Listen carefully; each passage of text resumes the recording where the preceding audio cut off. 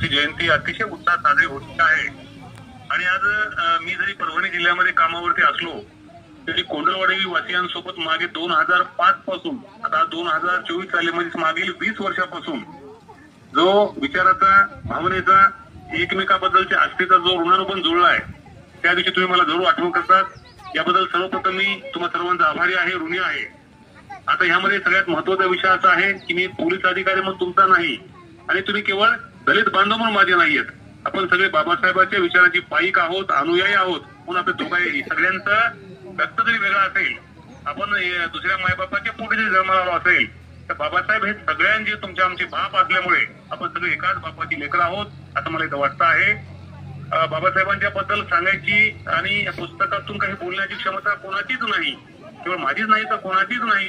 केवळ तो एकच माणूस या भारत विश्वामध्ये जन्माला आला, पण भारतामध्ये खाली मान घालून फिरणारी माणसं हातामध्ये तलवारी घ्यायला लागली, पुस्तकांपासून शेकडो कोस दूर असणारी माणसं पुस्तकं लिहायला लागली, राजकारण समाजकारण अर्थकारणापासून दूर असणारी माणसं गाव कुसाबाईच्या वस्त्या शहरामध्ये यायला लागल्या, झोपडीत राहणारी माणसं इमल्यामध्ये आली आणि पायी पिणारी माणसं विमानात फिरायला लागली।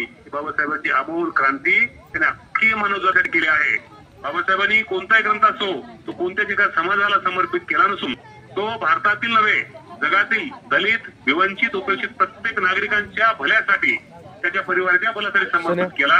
बाबासाहेब आंबेडकरांचेच नव्हे तर बाबासाहेबांच्या परिवारांचे सुद्धा हा माणूस हा अनमोल रत्न या समाजाला या देशाला त्यांनी दिला म्हणून आज त्यांच्या परिवाराप्रती सुद्धा संपूर्ण विश्व आज आदरांजली व्यक्त करत आहे।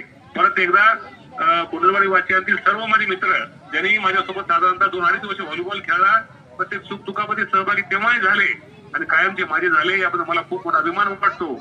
एक दिवस मी तुमच्या भेटीला येतो आहे। परत एकदा विश्वरत्न बाबासाहेबांच्या जयंतीच्या तुम्हा सर्वांना मनपूर्वक शुभकामना। कायद्याचं पालन हीच बाबासाहेबाला खरी भावांजली होईल, आदरांजली होईल।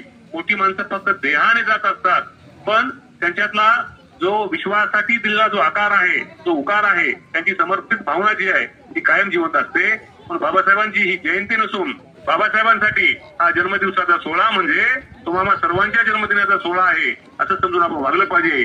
तुम्ही सर्वजण कायद्याचा आदर कराल आणि आदरामधूनच बाबासाहेबाला श्रद्धांजली समर्पित कराल अशी भावना व्यक्त करतो। थांबतो। थँक्यू। जय हिंद, जय भीम।